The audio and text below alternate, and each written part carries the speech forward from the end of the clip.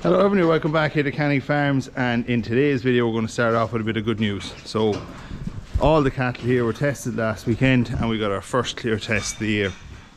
So that means now I have to test again in 60 days, and if that test is clear as well, all going well, that means that TB is gone, thank God. So it's always a bit of a clincher to get the first one, because that's kind of a teller for the second. But we had no lumps at all, no tops, no bottoms, no nothing, so a very clean test, which is fingers crossed the way it's going to go. So I'll show you the shed over here that I put the cattle into last week. Okay, and this is the shed we done in the last video.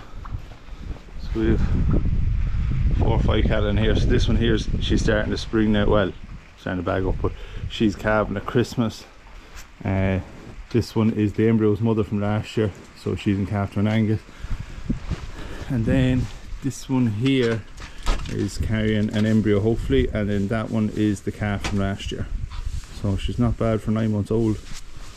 Okay, so that's the look of them. So this video is going to be just bits and pieces I've done over the last couple of weeks that I didn't have enough for a full video on their own, so I just throw them in here together, and we'll be back next week with a full video again. So hope you enjoy, and remember, if you like the videos, hit subscribe, hit the like button. The last video took off well, so again, just keep it going. So thanks for all the support, and yeah, hope you'll enjoy the video.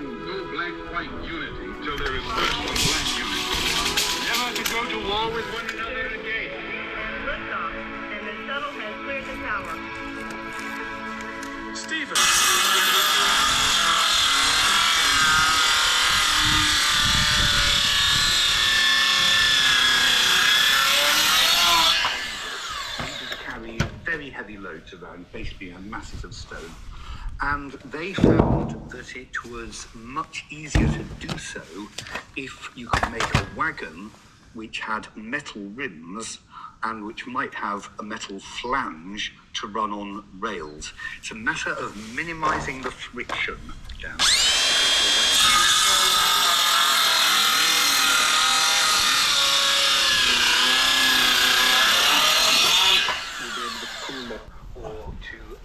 Or preferably to a stave or key, and in particular you need to get coal to the quay side, and so all over England there were collieries which had trackways and tramways, and engineers also in the late 1800s learned how to make lots of poles together. You could get down a pumping action down at a pump sump at the bottom of the mine, and that would pump water up. And so the first great use for atmospheric engines, as invented by Thomas Savery and Thomas Newcomen, was to pump water out of deep mines. Glimpse of the future. Locomotion number 1 is the train devised by the and so in the late 18th century, various people were looking out.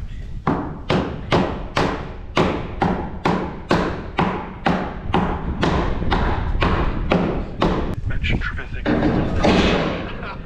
We'd better not say that again, because he was a marvellous man. Trevithick has the idea that these steam engines can move around, so under their own power. Yes. That's those timbers in, so that'll stop the silage being pulled in now. Some fresh timber. I just cut some lengths behind and just jammed them in, so that it's just jammed them timbers tight to the front. You have to cut it. You have to cut it short enough that you can get it in behind the lip of the girder, but you can't cut it too short that when it just falls out.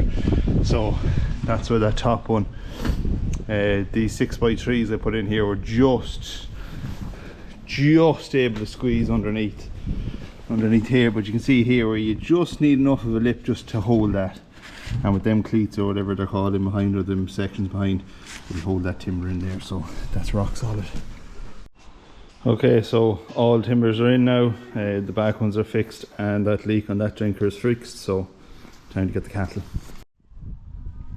Come on guys, come on. Nice day, I'd say. They'll be well glad to get in now. Grass is very tight out there, so they'll be glad to get in and get a bit of silage now. So at least they're coming in dry, so pneumonia and that shouldn't be an issue now. So I'll let them in, just let them settle for a day or two, and then when they're in the groups in the pens, I'll take them out and dose them. I'll put that into this video as well. Just give them a shot of dose, and I'll clip their backs as well, but we'll get them in. Cattle are in. It's 12 in each pen there. It's 13 in this one. There's a few small ones in it. Going to see how much, throw it a few bales here now. See how it feeds out. If I have to let more out, I'll let more out. 12, 13 is pushing it. Like, you want to leave them space as well. Like they have a bit of space there because the slat it goes back a bit 2 foot more because where the shed was built out. But like any more than that, you're pushing it. Feeding both sides, like I said. But if I need, I'll try out a few bales here now, and if they all can't get a space, or if they're struggling, I'll let them out. I also opened up, and see there the creep gate, so another one can feed at the creep gate as well. So right, enough talking, get something into them.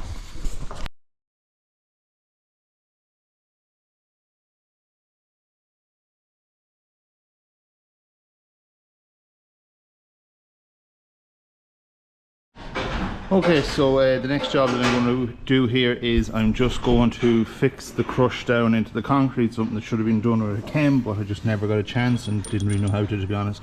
So I have these concrete screws, so you can see here that on the weighing platform they have holes already bored through the steel for you. So I'm just going to drill holes down in here, and then these concrete screws just bore into the concrete and hold it down, just enough so that it doesn't move forward.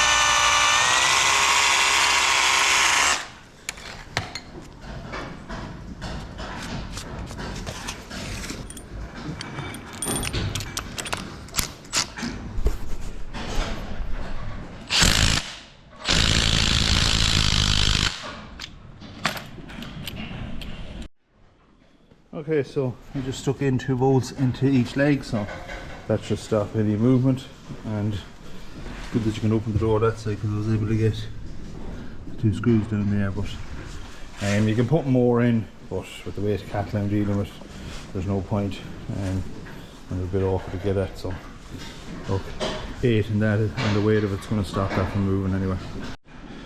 Okay, next job on the agenda is to dose, vaccinate for IBR and lepto, and we're going to clip the cattle because they're in as well. So we're just going to do everything while they're here.